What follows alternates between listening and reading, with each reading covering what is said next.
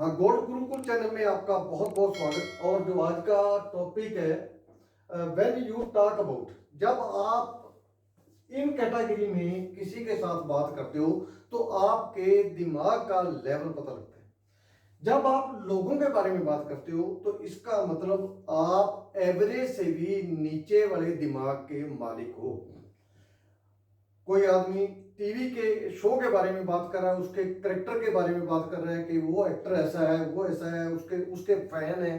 तो इसका मतलब वो फैन क्यों है कि उसके दूसरे जो सामने जिसके हम फैन बनते हैं, जो सामने वाला बंदा है, हम उसके लेवल तक जा नहीं सकते। इसका मतलब हमने सरेंडर ही कर दिया कि वो आदमी हमारे से ऊपर रहेगा और हम उससे नीचे रहेंगे। अमिताभ बच्चन के लोग फैन है, कोई धर्मेंद्र का फैन है, कोई कपिल शर्मा का फैन है, कोई किसी का फैन है। इसका मतलब ये है कि जो काम वो कर लेते हैं वो हम नहीं कर सकते। अपने आप को नीचे होना हमने मान ही लिया, स्वीकार ही कर लिया। तो इसका मतलब ये है, जब हम लोगों के बारे में बात करते हैं कि फलाना बंदा ऐसा है, ये ऐसा है, ये बहुत जबरदस्त है, तो इसका मतलब हम कहीं ना कहीं उससे बहुत ज्यादा नीचे हैं। इसको हम एवरेज से भी नीचे हम अपने आप को बोल सकते हैं। और जब आप इवेंट्स के बारे में बात करते हो कि ऐसा काम हो रहा है जी, ये वो काम हो रहा है, वो हो रहा है, तो आपका जो मेंटल लेवल है वो एवरेज के हिसाब से ही माना जाएगा कि एवरेज के हिसाब से आप ठीक चल रहे हो। मतलब कोई ज्यादा आपका बहुत बड़ा काम नहीं, बहुत बड़ा दिमाग नहीं, और ज्यादा कम भी नहीं है, मतलब एवरेज सही है। एवरेज से थोड़ा बहुत ऊपर ज्यादा हो सकता है। लेकिन जब आप आइडियाज के बारे में बात करते हो तो इसका मतलब है कि आपके पास ब्रिलियंट माइंड है, फिर माइंड आपका बड़ा। तो आप, क्योंकि जब आइडियाज दोनों दोनों मतलब आइडियाज के साथ आइडियाज रहते हैं, जैसे परिवार बढ़ता है आइडियाज के साथ आइडियाज रहते हैं, इसी तरीके से आइडियाज भी बढ़ते हैं। तो जब आइडियाज के साथ शादी हो जाती है तो उनमें फिर नए आइडियाज निकलते हैं। जब आपके पास आइडियाज आते हैं और आइडियाज के ऊपर बात करते हो, आइडियाज के ऊपर काम करते हो, कंसेप्ट के ऊपर बात करते हो, तो इसका मतलब यह है कि आपका जो मेंटल लेवल है ऐसे ऊपर चला जाता है ऐसे।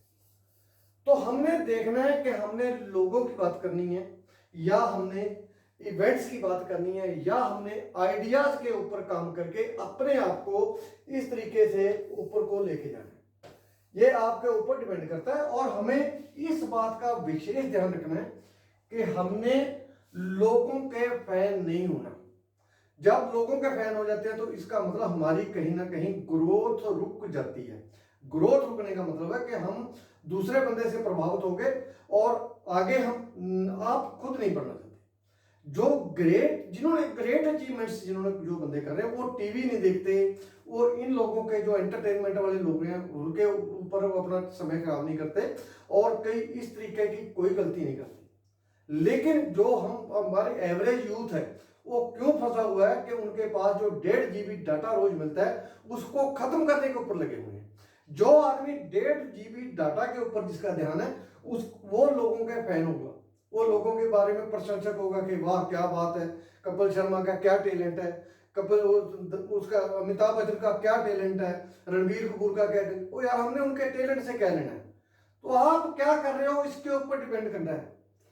आप यदि टीवी देखना बंद कर दोगे, इस तरीके की वीडियोस देखना बंद कर दोगे, उसकी जगह पर आप अच्छी एजुकेशनल वीडियो देखोगे, एजुकेशनल जो बंदे एजुकेशन के ऊपर काम करते हैं उनके साथ जाके आइडिया शेयर करोगे, तो आपकी ग्रोथ डेफिनेटली हो सकती है। अदरवाइज आपकी ग्रोथ नहीं होगी। आपने आइडियाज के ऊपर काम करो, जितना भी आइडियाज, मतलब मैं ये बार बार ये कहता हूं, मत्था टेकना और मत्था मारना, एक मत्था लगाना, तीन है।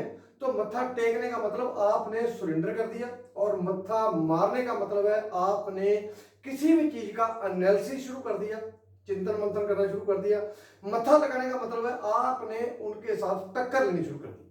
तो हमने ना टक्कर लगानी है और ना मत्था टेकना है, सरेंडर करना है, सिर्फ हमने मत्था मारना है, एनालिसिस करना है प्रॉपर। यदि आप डेफिनेटली अपनी ग्रोथ चाहते हो तो एनालिसिस आपकी पहली सीढ़ी है, मत्था मारना आपकी पहली सीढ़ी है। मत्था मारने पर आइडियाज डिस्कस करने आपकी पहली सीढ़ी है। यदि हम पहली सीढ़ी क्रॉस करेंगे तभी हमारा आगे जाके दूसरी सीढ़ी पर पैर रखेंगे। बेंजामिन ग्राहम की किताब जो है इंटेलिजेंट इन्वेस्टर, उसने तीन चीजों का जिक्र किया हुआ है। मतलब सबसे पहले नंबर 1 वो कहता है एनालिसिस करो किसी भी चीज का, एनालिसिस करना है। नंबर 2 पर फिर वो कहता है safety of principle, safety of principle, PPL लिख दिया मैंने, पीपीएल। और नंबर 3 पे है ROI, return on income, return on investment. तो बेंजामिन ग्राहम की किताब में भी उसने लिखा कि एनालिसिस, जो ये एनालिसिस है, ये आइडियाज के ऊपर काम करना। जो आदमी आइडियाज के ऊपर काम करेगा वो आदमी एनालाइज करेगा, प्रॉपर एनालाइज करने के बाद उसकी ग्रोथ होगी। Thank you very much. बहुत जल्द नए टॉपिक के साथ आपके सामने होगा, तब तक आप बने रहें चैनल पे।